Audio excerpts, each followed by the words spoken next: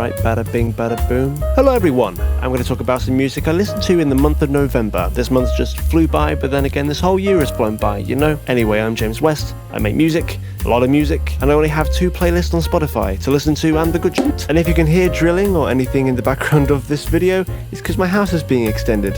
This is why I'm like this, in a study. In no particular order, Illenium's Fallen Embers Deluxe Edition. I made a note saying I wanted to talk about this, so here we are. Honestly, I don't know why these extra songs weren't included in the original edition of the album. I mean, I do know why. Things happen and he probably couldn't finish them in time. But I find these songs so much more inventive within the genre, and to be honest, more listenable than the other songs. I don't know, I just found the original album a bit too repetitive. I'll say that Hurts Like This is the best one. Magdalena Bay's Mercurial World.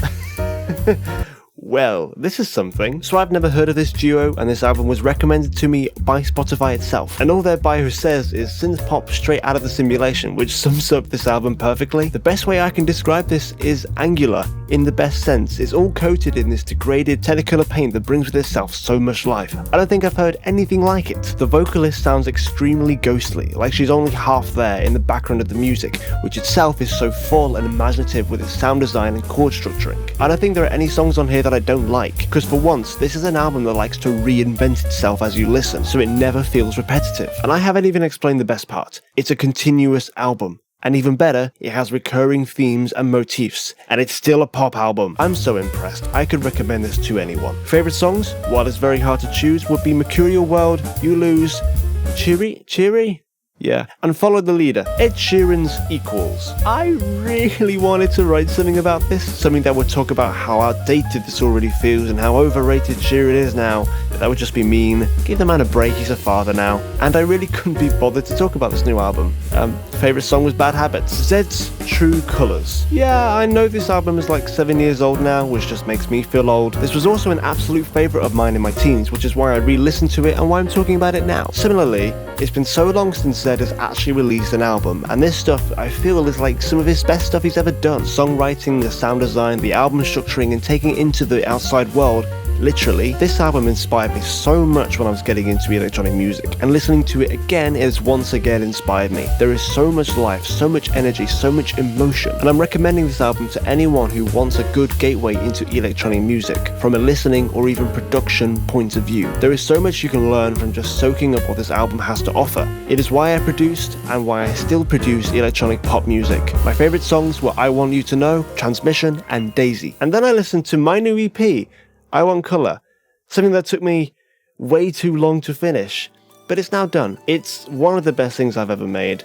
Please go listen to it. I wanted to make an EP that was just so full of life and soulful vocals and a lot of colour. I love this so much, the people I work with, I love them very much, and I just want people to listen to it.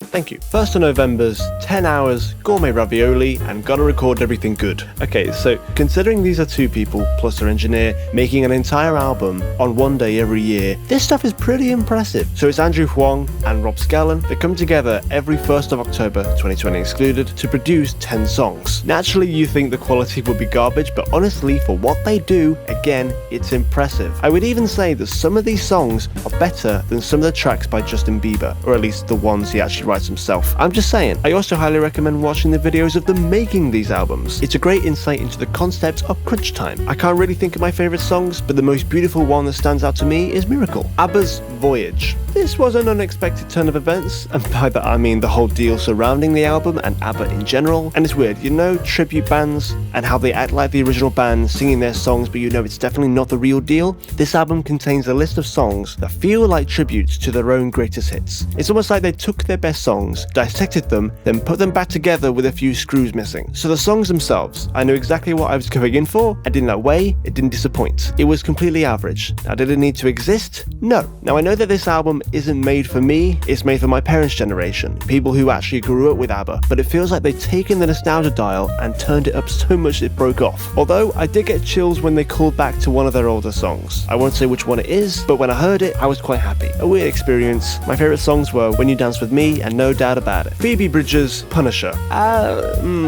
I don't know how to feel about this yet, and I've already listened to this 3 times in a week. It's lovely, and it feels cold, if you know what I mean. At the moment, my favourite songs are Kyoto, Punisher, and This Is The End, but that'll probably change. Silk Sonic's An Evening with Silk Sonic. Silk Sonic is the best thing to ever come out of 2021, and one of the best things to ever come out of modern jazz. Bruno Mars, the king of songwriting, and Anderson .Paak, the king of old school rhythm. Silk Sonic is the best name for what this is. The music, the image, the engineering. It's a flavour that melts in your hands, a sound so magical that even the name Silk Sonic should be its own term. I was so excited for this album ever since we got the first song back in March. Now this album only has 9 songs. In Bruno Mars's recent albums he likes to pack a lot of rich artistry into as few songs as possible, and this album has so many rich ideas that they've compressed into diamonds. Would I like one more song though? Probably not now I've listened to them all, because all of them are great. There are no weak songs. Seriously, listen to this. Treat yourself to An Evening with Silk Sonic, and if they ever do, I would love to see where they take this in future releases, because this fusion has already made the history books. My favourite songs, while it's very hard to choose, will most likely be Leave the Door Open, Smoking Out the Window, and Put on a Smile. Maybe, I can't decide. But anyway, that's what I wanted to talk about today, because my hand's getting very tired. If you enjoyed this video,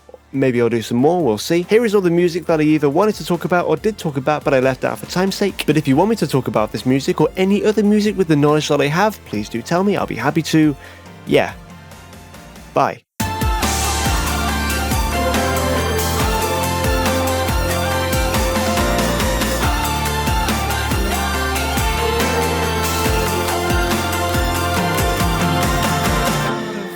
To make mistakes, I'm ready.